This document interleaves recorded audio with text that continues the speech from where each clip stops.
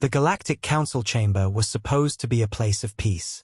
It floated above the surface of a neutral moon, a symbol of diplomacy where even ancient enemies could speak without fear of bloodshed.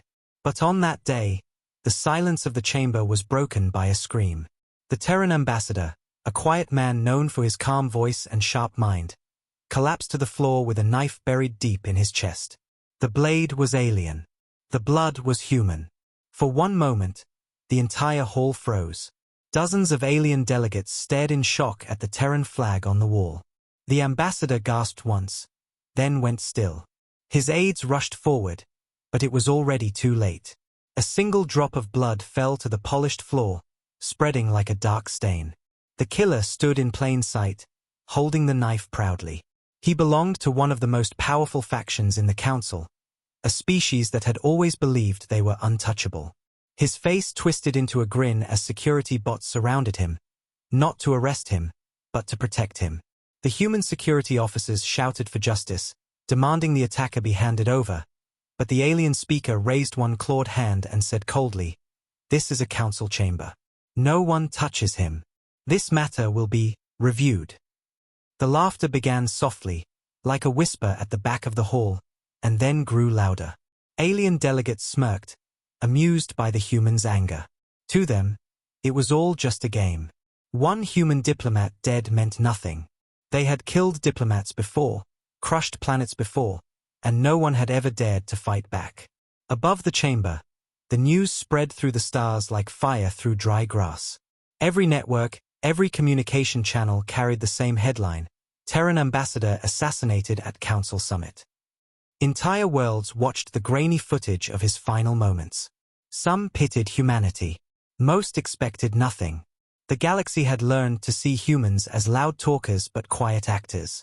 A species that mourned in silence, that avoided wars it couldn't win. And the faction behind the assassination was powerful. So powerful that no one dared to stand against them. In the private halls of the council, alien leaders spoke in low voices, convinced this was the end of the matter. "The humans will cry," one said. "Then they'll move on.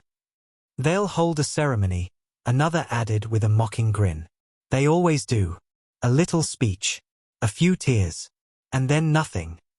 They raised glasses in the council dining hall, celebrating their untouchable status.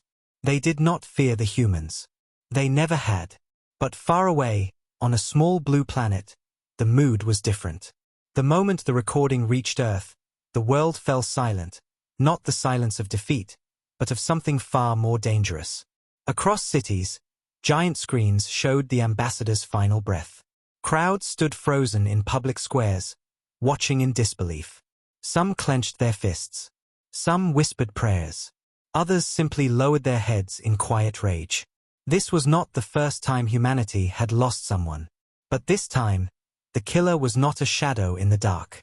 This time, they had done it in front of the entire galaxy. Inside the Terran Central Command, high-ranking officers gathered in a dark room deep beneath the Earth's surface. The walls were lined with glowing screens showing the alien delegates laughing as security escorted the killer out of the chamber unharmed. No punishment. No trial. Just laughter. The silence in that room was heavy. No one moved. No one spoke. Then a single voice broke the air. "They think we'll do nothing," the president said softly. "They think we'll forget." "They always think that," one general replied, his voice low. The president's gaze hardened. "Then it's time they learn what happens when they're wrong." Far above, in orbit around Earth, deep black warships floated in silence. 4 years, they had been built in secret, hidden from the galaxy's watchful eyes. They weren't parade ships. They weren't made for display. They were made for days like this, when words no longer mattered. Their engines were quiet, their hulls invisible to most senses. Even the council didn't know how many of them existed. Back in the council chamber, alien delegates gave official statements filled with false regret. A tragedy, they called it. A misunderstanding. The killer's homeworld released a message blaming tensions and miscommunication. It was nothing but insult wrapped in soft words. They believed humanity had no power to challenge them. The speaker even laughed on a live broadcast, saying, They will grieve, but they will not act. But humanity does not forget spilled blood. Not when the whole galaxy is watching. Not when the killer smiles in their face. In a quiet corner of the council station, a young Terran envoy watched the alien officials shake hands and drink as if nothing had happened. He clenched his jaw so tightly it hurt. "They think this will end here," he whispered to another envoy beside him. "It won't." On Earth, people didn't riot. They didn't cry in the streets. They didn't beg for justice from the very people who had mocked their pain. Instead, they did what humans have always done in their darkest moments. They waited. They remembered. They let the rage build quietly, like pressure beneath stone. In the days that followed, the council grew bolder. The killer was moved to his homeworld, not to face judgment, but to be celebrated. He became a hero to his people, the one who taught humanity its place. Crowds cheered him as he stood on palace steps, waving his blood-stained knife for all to see. He believed himself untouchable. What no one saw were the quiet movements happening beneath the surface of Earth. Black ships began to vanish from their hidden docks. Encrypted communications passed through channels the Council didn't even know existed. Old protocols, ones no alien empire believed humans had the courage to use, were being activated. The galaxy expected Earth to grieve. It expected words and tears. But what came instead was silence. And that silence was not weakness. It was a blade being drawn slowly from its sheath. Because the thing the galaxy never learned, the thing they were about to discover, is that humanity does not forgive. It remembers. And when it moves like a storm. And this time, the storm was coming for them. The galaxy moved on quickly, or at least it pretended to. The Council issued a brief statement about tragic events, carefully choosing words that didn't place blame on anyone important. The killer's faction denied wrongdoing.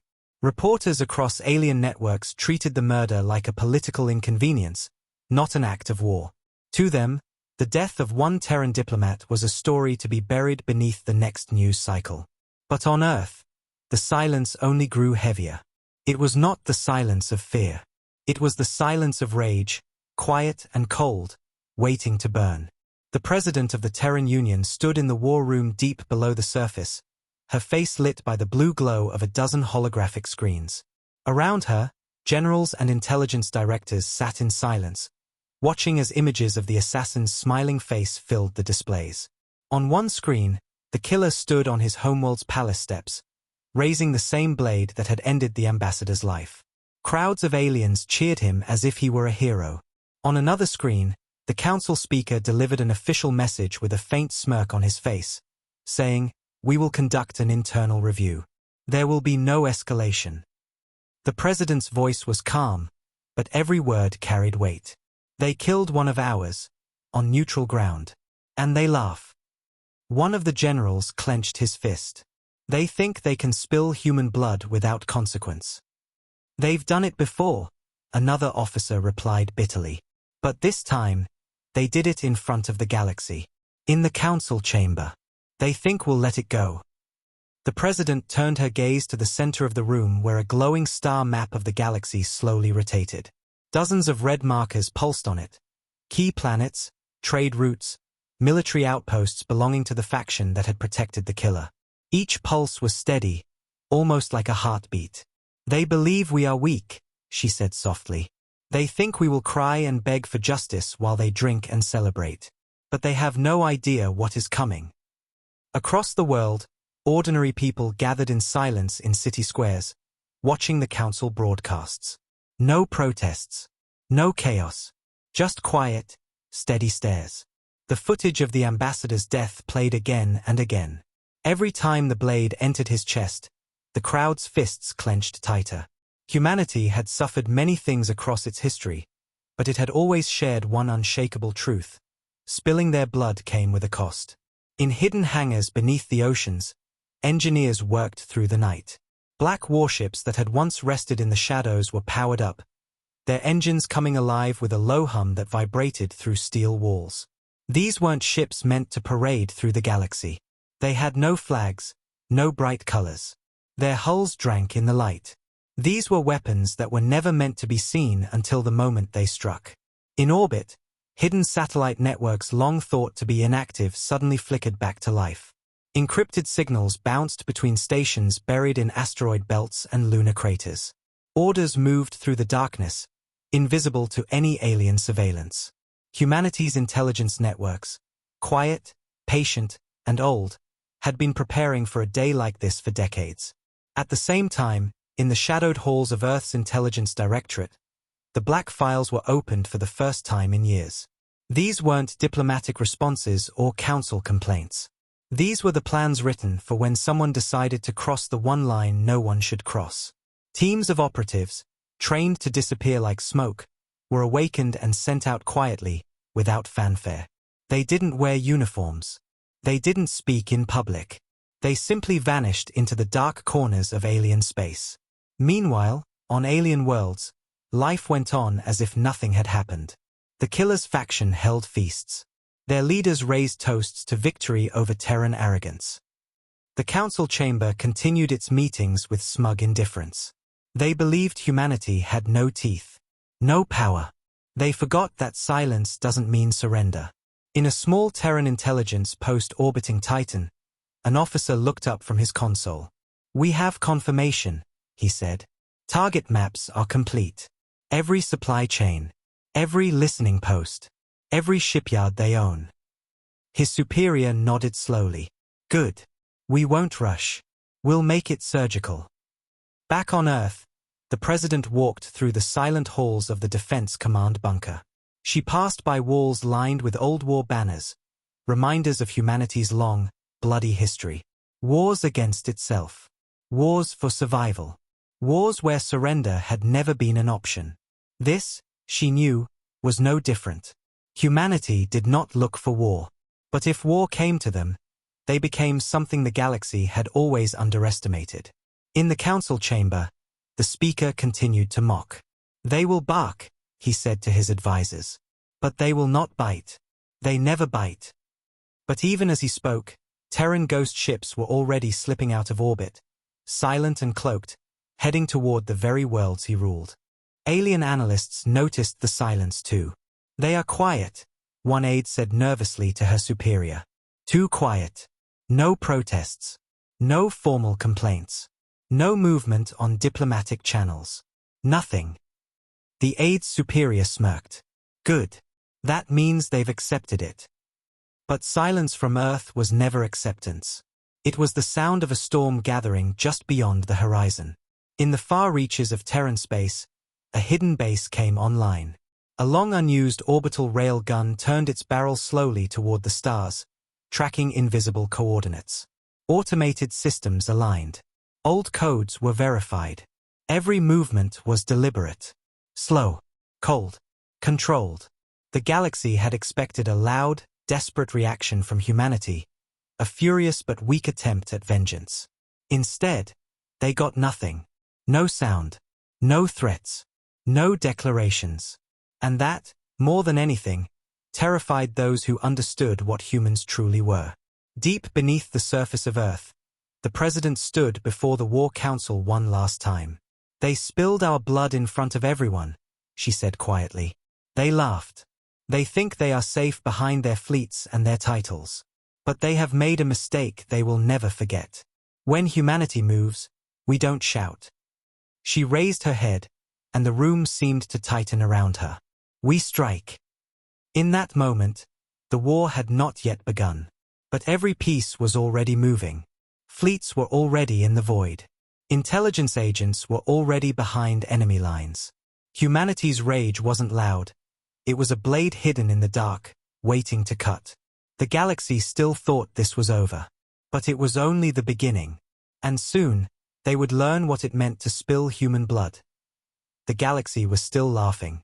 The council halls were still filled with smug smiles and whispered jokes. The alien speaker gave interviews with polished words, calling the assassination of the Terran diplomat regrettable, but not worth escalating. On the killer's homeworld, celebrations still thundered through the cities. They believed humanity would do what it always did, file diplomatic protests, mourn quietly, and eventually move on. They didn't realize that silence in human history never meant surrender. It meant the storm was already forming.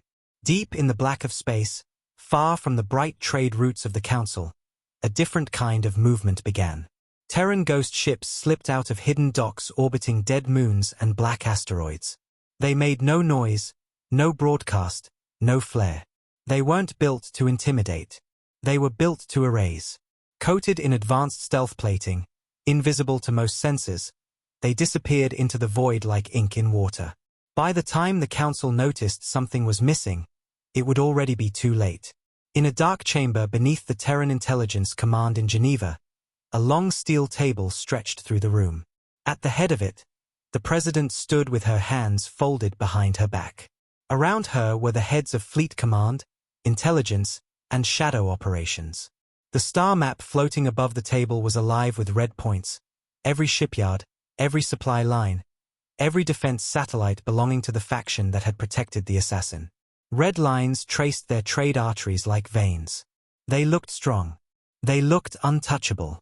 But every vein, every artery, every point on that map had already been marked. The room was silent except for the soft hum of the projection. The President's voice finally cut through the stillness. "The galaxy believes we're mourning," she said quietly. "They believe this will end with speeches and flowers. It won't." An admiral leaned forward. "Fleet groups Echo and Phantom are already in deep space. They'll be in striking position within 48 hours. Ghost teams have infiltrated 3 major Council listening posts," added the head of intelligence. "No one's noticed. They never do." Another voice spoke, one of the Shadow Division leaders. "The Killer's homeworld is heavily fortified. But their supply chains aren't. If we cut them from the outside, their defenses won't matter." The President nodded slowly, her gaze steady. "We don't just hit back. We make the stars remember this day for centuries." Meanwhile, on the Council's core world, alien politicians carried on with their arrogance. The speaker gave a speech to a cheering crowd, promising stability and control. Behind closed doors, however, a few of his military advisors were beginning to worry. "It's too quiet," one of them muttered. "Humans, they should be screaming. They should be demanding retribution." The speaker sneered. "They're humans. They bark, but they don't bite. This will blow over." But already, far from their shining cities, strange things were happening. A Council supply convoy vanished without a trace in a quiet trade lane. No distress signal. No debris. Just gone. At first, they blamed pirates. Then another convoy vanished. Then a communication relay station went dark. Then a research outpost. Whispers began to spread in back channels. Someone was moving through the void with surgical precision. The enemy didn't know it, but humanity had always been good at war in the shadows. Long before they reached the stars, humans had learned how to fight enemies bigger, stronger, and more arrogant. They learned how to bleed them first. And now, they were doing exactly that. On the bridge of a Terran stealth cruiser, the crew moved like silent machines. No chatter. No wasted movements. A target list glowed faintly on the main display, Council outposts and ships prioritized by vulnerability. The captain's voice was calm and cold. "Next target, Convoy 287. Minimal escort. Begin silent approach." In less than 30 minutes, the convoy ceased to exist. At the same time, on a barren moon orbiting a Council communications hub, a team of Terran black operatives emerged from the dust. Their boots didn't crunch. Their suits didn't glow. They slipped through shadows, bypassing alien security like it was nothing. Minutes later, the hub went offline. No alarms. No explosions. Just silence. Inside the Council chamber, their analysts began to panic. "We've lost another convoy," one shouted. "And 2 relay stations. No distress calls, no signals. Nothing." "How is that possible?" another barked. "Who has this kind of capability?"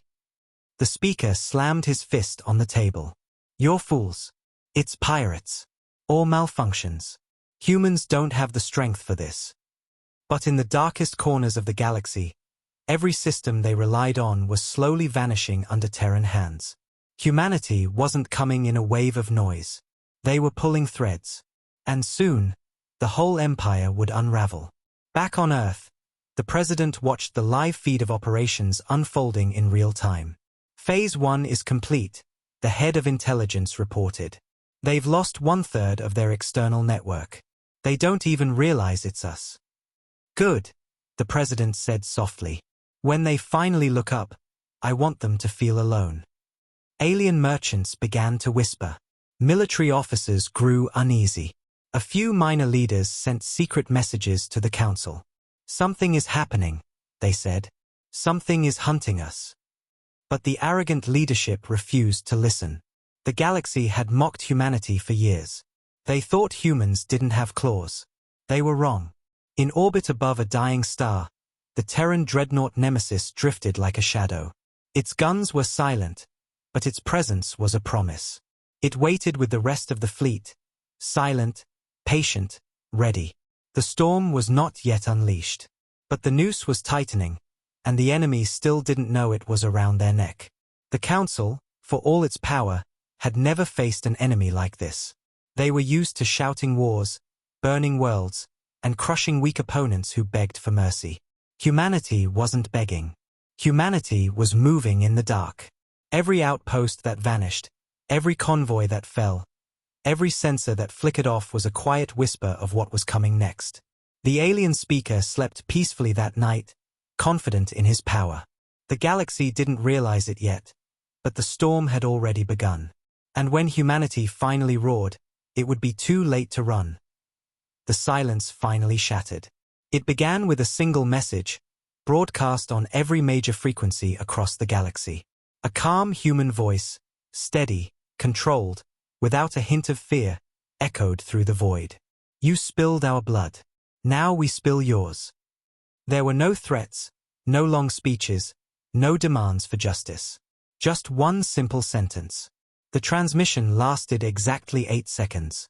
Then it cut out, leaving every world that had laughed at humanity in uneasy silence. Across the galaxy, alien officials scrambled. Governments issued alerts. Military stations went on high watch. Fleets repositioned. But it was already too late. Humanity hadn't declared war. Humanity had already started it. In the shadow of a binary star system, 3 alien shipyards lit up with emergency alarms. They were considered untouchable, fortresses wrapped in orbital shields and guarded by fleets. For years, these shipyards had built the massive cruisers and carriers of the Council's elite faction. Now, in the middle of their shift change, the sky above them cracked open. From the darkness emerged black Terran warships, silent, cold, and merciless. They didn't announce themselves. They didn't demand surrender. They simply opened fire.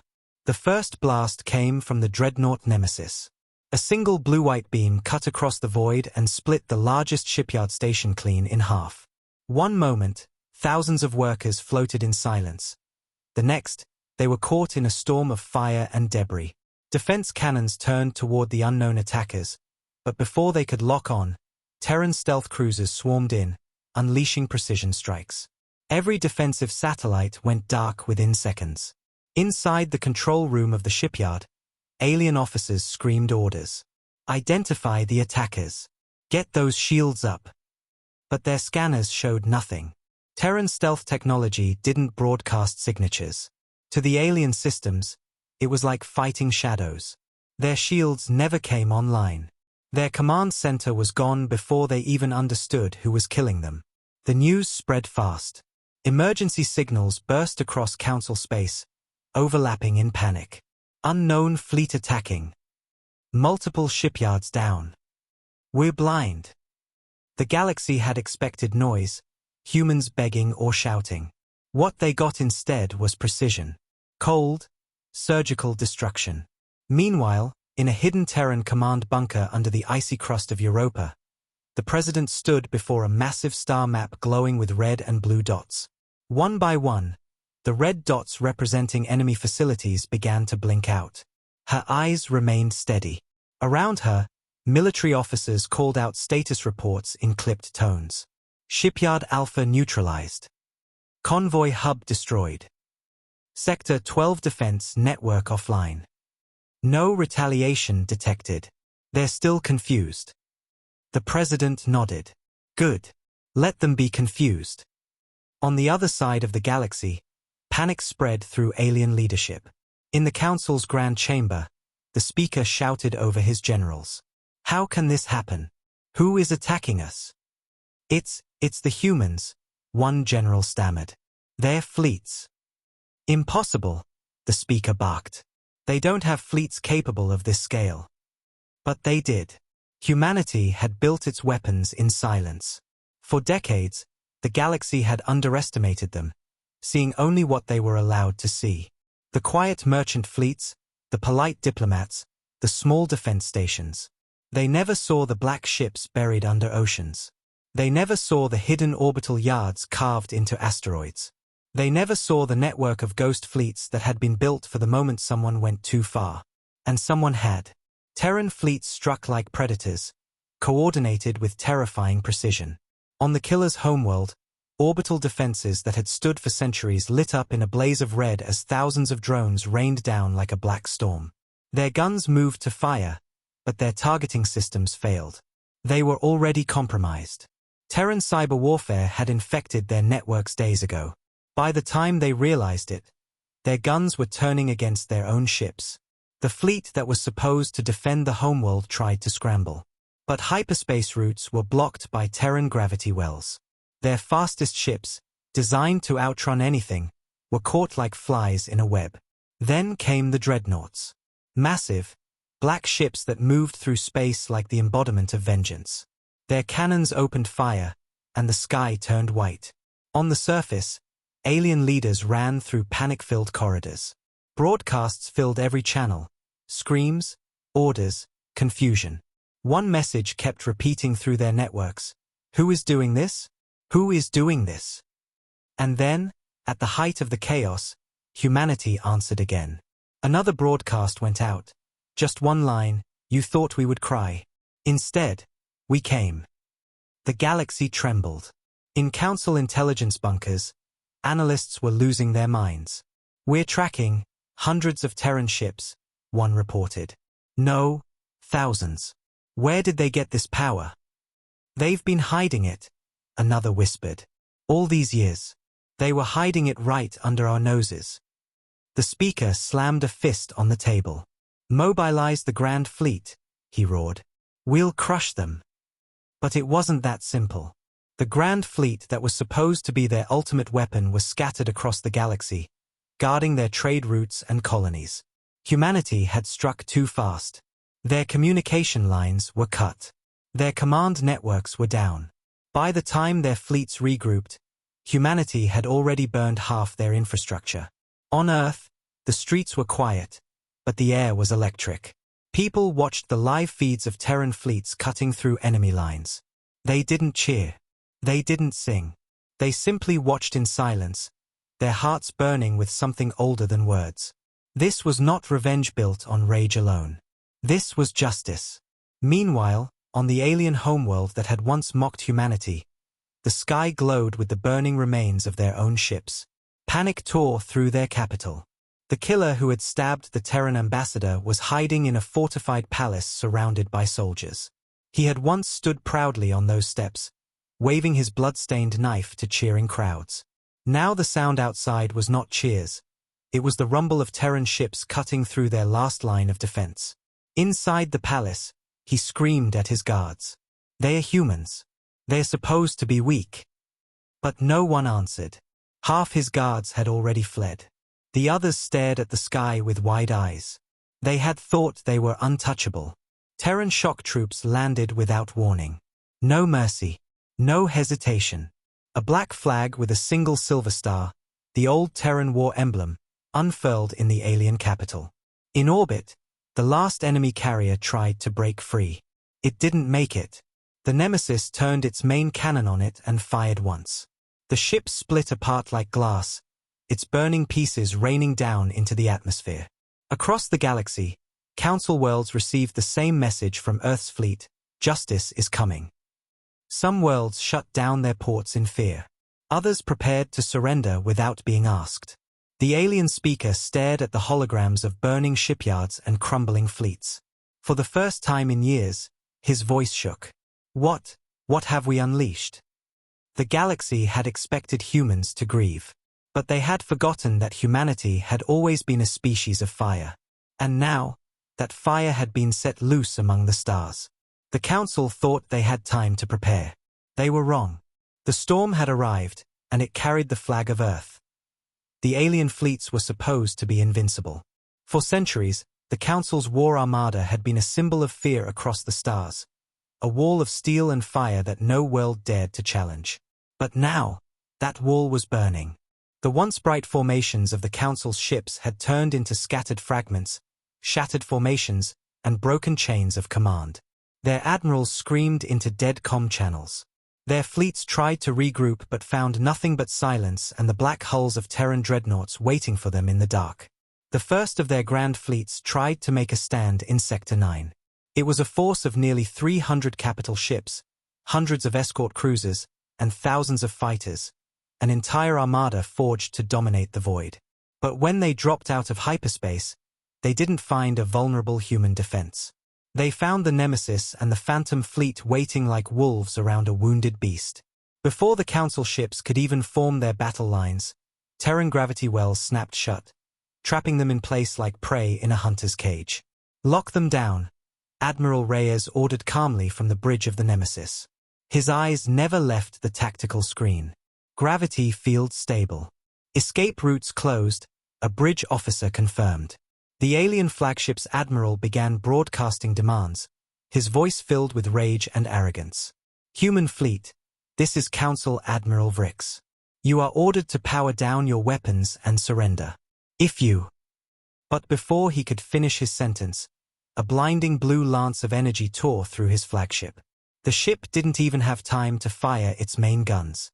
One moment it existed, the next it was a burning hole in space, its debris scattering like dust in a solar wind. No human answered his broadcast. They didn't have to.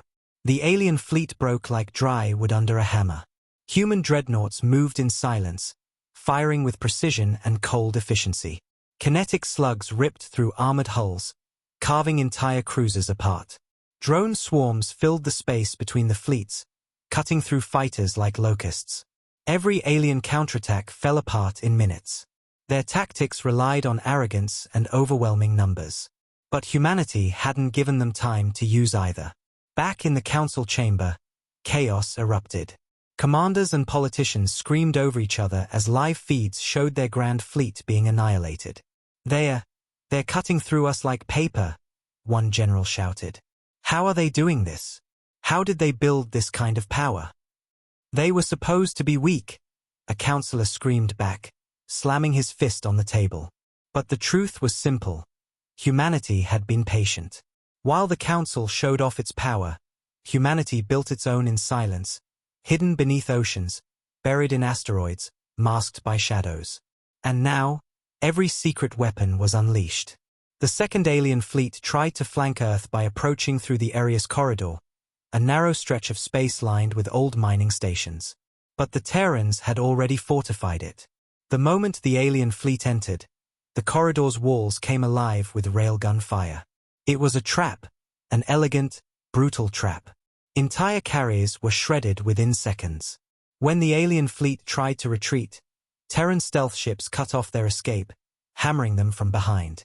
By the time it was over, the Arius corridor was filled with drifting alien wreckage and fire. In the war room on Earth, reports came in like the ticking of a clock. Sector 9 secured. Enemy fleet eliminated. Arius corridor neutralized. No survivors. Outer ring defense collapsing. They're in full retreat. The president didn't smile. Her voice remained steady.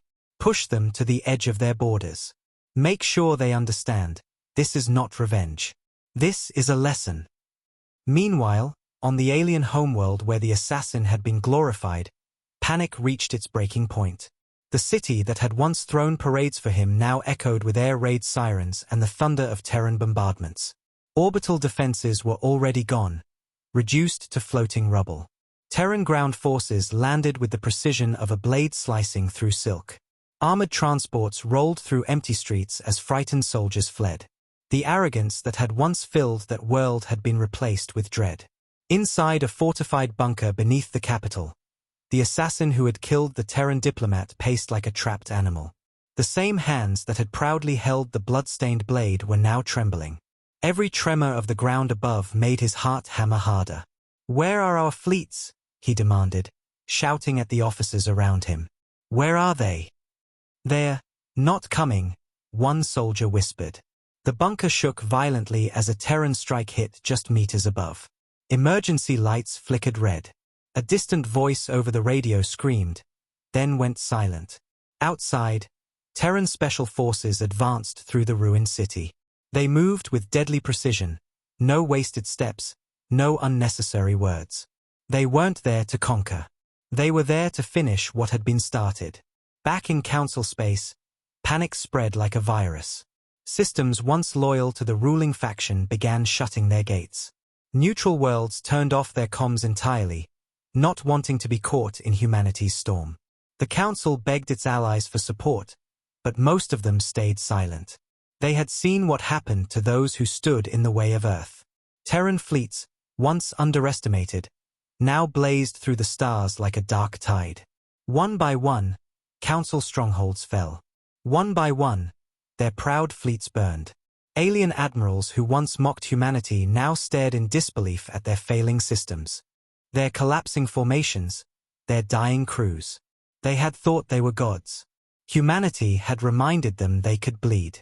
The Nemesis led the charge toward the core of the enemy's territory. In its path, nothing survived. The dreadnought's cannons cracked open the last major shipyard, sending massive structures crumbling into orbit like falling towers. On the bridge, Admiral Reyes stood tall, his expression cold and focused. "No speeches," he said softly. "No mercy. End this." All across the galaxy, broadcasts showed the unimaginable. The Council's fleets, armadas that had terrorized worlds, were being reduced to ashes. What was meant to be a war of intimidation turned into a massacre. Inside the Council chamber, the speaker stared at the burning holograms of his fleets. His hands shook. "This can't be happening," he whispered. But it was. And deep down, he knew why. They had underestimated the one species that should never be underestimated. In orbit above the assassin's homeworld, Terran ships gathered like a storm. The Nemesis hung above the planet, casting a shadow over its capital. Humanity's flag, black with a single silver star, appeared on every comm channel. The message was the same across every corner of the galaxy. "You spilled human blood. Now you know the cost."